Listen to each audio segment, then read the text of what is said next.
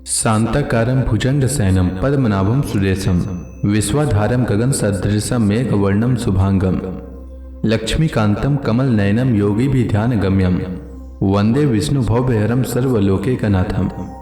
मंगलम भगवान विष्णु मंगलम गरुड़ध्वज मंगलम पुंडरीकाक्ष मंगलाय तनोहरि। ओम नमो भगवते वासुदेवाय।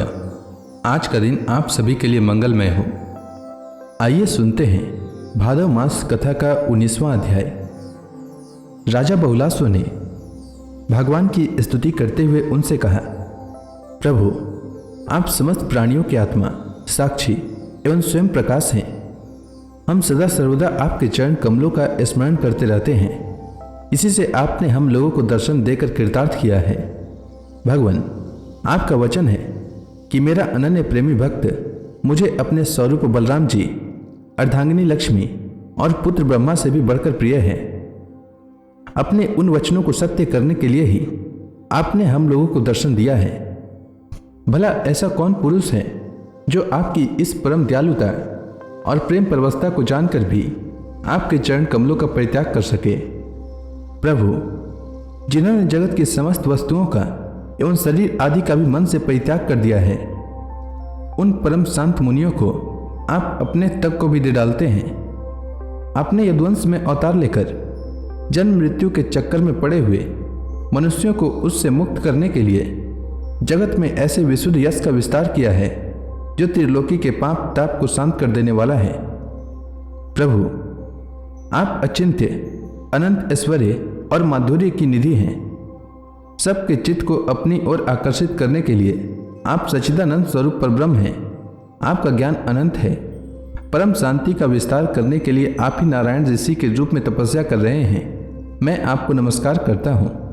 एक रस अनंत, आप कुछ दिनों तक मुनि मंडली के साथ हमारे यहाँ निवास कीजिए और अपने चरणों की धूल से इस निमि वंश को पवित्र कीजिए। परीक्षित, सबके जीवनदाता भगवान श्री कृष्ण राजा बहुलास्व की यह प्रार्थना स्वीकार करके मिथिलावासी नर नारियों का कल्याण करते हुए कुछ दिनों तक वहीं रहें। प्रिय परीक्षित, जैसे राजा बहुलास्व भगवान श्री कृष्ण और मुनि मंडली के पधारने पर आनंद मग्न हो रहे थे, वैसे ही श्रुतदेव ब्राह्मण भी भगवान श्री कृष्ण और मुनियों को अपने घर आया देखकर आनंद विवल हो गए। वे उन्हें नमस्कार करके अपने वस्त्र उछाल उछाल कर नाचने लगे। श्रुतदेव ने चटाई, पीढ़े और कुशासन बिछाकर उन पर भगवान श्री कृष्ण और मुनियों को बैठाया, स्वागत भाषण आदि के द्वारा उनका अभिनंदन किया तथा अपनी पत्नी के साथ बड़े आनंद से सबके पांव पखारे। परीक्षित, महान सौभाग्यशाली श्रुतदेव ने भगवान और ऋषियों के चरणों तक से अपने घर और कुटुंबियों को सिंच दिया। इस समय उनके सारे मनोरथ पूर्ण हो गए थे। वे हर्षातिरेक से मतवाले हो रहे थे। तदंतर उन्होंने फल गंध खस से सुवासित निर्मल एवं मधुर जल, सुगंधित मिट्टी, तुलसी, कुश, कमल आदि अनायास प्राप्त पूजा सामग्री और सत्व गुण बढ़ाने वाले अन्न से सबकी आराधना की। उस समय श्रुतदेव जी मन ही मन तर्कना करने लगे कि मैं तो घर गृहस्थी के अंधेरे कुएं में गिरा हुआ हूँ, अभागा हूँ। मुझे भगवान श्री कृष्ण और उनके निवास स्थान ऋषि मुनियों का, जिनके चरणों की धूलि समस्त तीर्थों को तीर्थ बनाने वाली है, उनका समागम कैसे प्राप्त हो गया। जब सब लोग आतिथ्य स्वीकार करके आराम से बैठ गए, तब श्रुतदेव अपने स्त्री पुत्र तथा अन्य संबंधियों के साथ उनकी सेवा में उपस्थित हुए। वे भगवान श्री कृष्ण के चरण कमलों का स्पर्श करते हुए कहने लगे। श्रुतदेव ने कहा, प्रभु, आप व्यक्त अव्यक्त रूप प्रकृति और जीवों से परे पुरुषोत्तम हैं। मुझे आपने आज ही दर्शन दिया हो ऐसी बात नहीं है।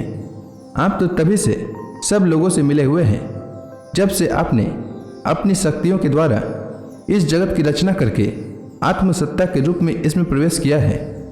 जैसे सोया हुआ पुरुष स्वप्नावस्था में अविद्यावश मन ही मन स्वप्न जगत की सृष्टि कर लेता है और उसमें स्वयं उपस्थित होकर अनेक रूपों में अनेक कर्म करता हुआ प्रतीत होता है, वैसे ही आपने अपने में ही अपनी माया से जगत की रचना कर ली है और अब इसमें प्रवेश करके अनेकों रूपों से प्रकाशित हो रहे हैं। जो लोग सर्वदा आपकी लीला कथा का श्रवण कीर्तन तथा आपकी प्रतिमाओं का अर्चन वंदन करते हैं और आपस में आपकी ही चर्चा करते हैं, उनका हृदय शुद्ध हो जाता है और आप उसमें प्रकाशित हो जाते हैं। जिन लोगों का चित्त लौकिक वैदिक आदि कर्मों की वासना से बहिर्मुख हो रहा है, उनके हृदय में रहने पर भी आप उनसे बहुत दूर हैं। किंतु जिन लोगों ने आपके गुणगान से अपने अंतःकरण को सद्गुण संपन्न बना लिया है, उनके लिए चित्त वृत्तियों से अग्राह्य होने पर भी आप अत्यंत निकट हैं। प्रभु, जो लोग आत्म तत्व को जानने वाले हैं, उनके आत्मा के रूप में ही आप स्थित हैं, और जो शरीर आदि को ही अपना आत्मा मन बैठे हैं, उनके लिए आप आत्मा को प्राप्त करने वाली मृत्यु के रूप में हैं। आप महतत्व आदि कार्य द्रव्य और प्रकृति रूप कारण के नियामक हैं। आपकी माया आपकी अपनी दृष्टि पर पर्दा नहीं डाल सकती, किंतु उसने दूसरों की दृष्टि को ढक रखा है। आपको मैं नमस्कार करता हूँ। स्वयं प्रकाश प्रभु, हम आपके सेवक हैं। हमें आज्ञा दीजिए कि हम आपकी क्या सेवा करें। नेत्रों के द्वारा आपका दर्शन होने तक ही जीवों के क्लेश रहते हैं। आपके दर्शन में ही समस्त क्लेशों की परिसमाप्ति है। श्री सुखदेव जी कहते हैं, परीक्षित, शरणागत भयहारी भगवान श्री कृष्ण ने श्रुतदेव की प्रार्थना सुनकर अपने हाथ से उनका हाथ पकड़ लिया और मुस्कुराते हुए कहा। भगवान श्री कृष्ण ने कहा, प्रिय श्रुतदेव, ये बड़े बड़े ऋषि मुनि तुम पर अनुग्रह करने के लिए ही यहाँ पधारे हैं। ये अपने चरण कमलों की धूल से लोगों और लोगों को पवित्र करते हुए मेरे साथ विचरण कर रहे हैं। देवता, पुण्य क्षेत्र और तीर्थ आदि तो दर्शन, स्पर्श, अर्चन आदि के द्वारा धीरे धीरे बहुत दिनों में पवित्र करते हैं, परंतु संत पुरुष अपनी दृष्टि से ही सबको पवित्र कर देते हैं। यही नहीं, देवता आदि में जो पवित्र करने की शक्ति है, वह भी उन्हें संतों की दृष्टि से ही प्राप्त होती है। श्रुतदेव, जगत में ब्राह्मण जन्म से ही सब प्राणियों से श्रेष्ठ है। यदि वह तपस्या, विद्या, संतोष और मेरी उपासना, मेरी भक्ति से युक्त हो, तब तो कहना ही क्या है। मुझे अपना यह चतुर्भुज रूप भी ब्राह्मणों की अपेक्षा अधिक प्रिय नहीं है, क्योंकि ब्राह्मण सर्ववेदमय है और मैं सर्वदेवमय हूँ। दुर्बुद्धि मनुष्य इस बात को न जानकर केवल मूर्ति आदि में ही पूज्य बुद्धि रखते हैं और गुणों में दोष निकालकर मेरे स्वरूप जगत गुरु ब्राह्मण का, जो कि उनका आत्मा ही है, उनका तिरस्कार करते हैं। ब्राह्मण मेरा साक्षात्कार करके अपने चित्त में यह निश्चय कर लेता है कि यह चराचर जगत, इसके संबंध की सारी भावनाएं और इसके कारण प्रकृति महतत्व आदि सबके सब आत्मस्वरूप भगवान के ही रूप हैं। इसलिए श्रुतदेव, तुम इन ब्रह्मर्षियों को मेरा ही स्वरूप समझकर पूरी श्रद्धा से इनकी पूजा करो। यदि तुम ऐसा करोगे, तब तो तुमने साक्षात अनायास ही मेरा पूजन कर लिया। नहीं तो बड़ी बड़ी बहुमूल्य सामग्रियों से भी मेरी पूजा नहीं हो सकती। श्री सुखदेव जी कहते हैं, परीक्षित, भगवान श्री कृष्ण का यह आदेश प्राप्त करके श्रुतदेव ने भगवान श्री कृष्ण और उन ब्रह्मर्षियों की एकात्म भाव से आराधना की तथा उनकी कृपा से वे भगवत स्वरूप को प्राप्त हो गए। राजा बहुलासु ने भी वही गति प्राप्त की। प्रिय परीक्षित, जैसे भक्त भगवान की भक्ति करते हैं, वैसे ही भगवान भी भक्तों की भक्ति करते हैं। वे अपने दोनों भक्तों को प्रसन्न करने के लिए कुछ दिनों तक मिथिलापुरी में ही रहे और उन्हें साधु पुरुषों के मार्ग का उपदेश करके वे द्वारका लौट आए। तो इसी के साथ आज का यह अध्याय समाप्त हुआ। इसके आगे की कथा मैं कल के अध्याय में सुनाऊंगा। तब तक के लिए भगवान हरि का नाम लेते रहें। तो प्रेम से बोलिए भगवान विष्णु की जय, श्री कृष्ण भगवान की जय, समस्त देवी देवताओं की जय।